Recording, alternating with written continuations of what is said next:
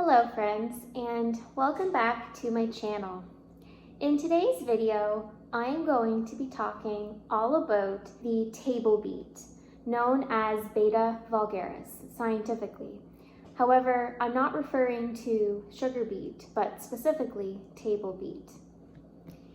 And as you see, these plants here are not in the best condition for today's video in terms of their quality. However, they are just going to be used for demonstration purposes. Table beets are known as being part of the amaranthus family related to leafy green vegetables. Spinach, Swiss chard, they are a biennial plant and they produce their taproot in the first year of their life cycle. Now I am going to discuss the nutritional benefits of table beets. And in order to do this, I'm also going to do a little bit of a demo to show some of the internal components of your table beet plant. So with me here, I have a knife and a cutting board that I will use.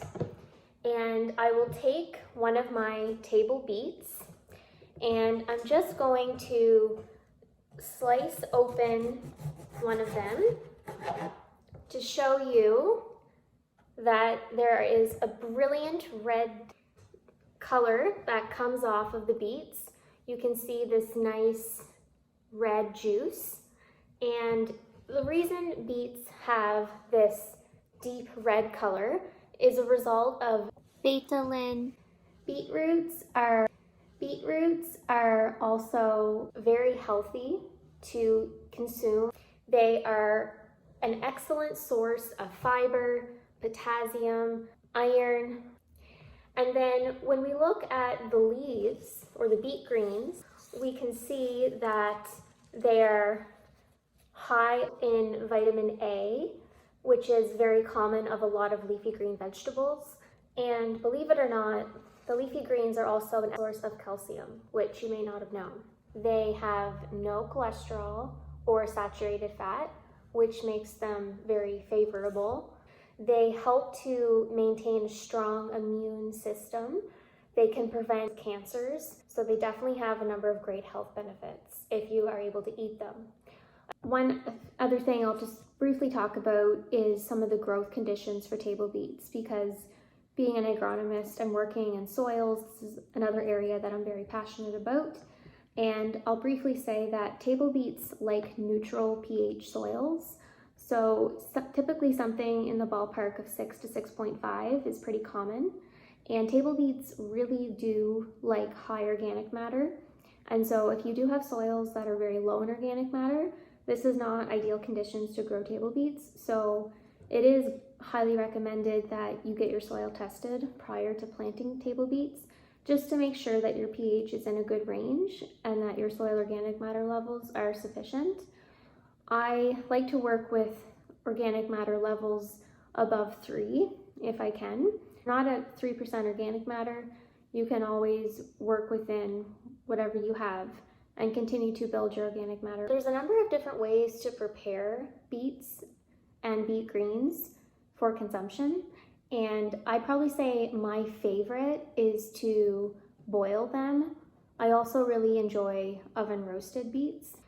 Although there are a number of other options, I do see them often used in some salads and possibly even soups.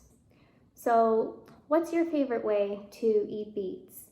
Leave a comment below in the comment section to let me know how you best enjoy your beets and your beet greens.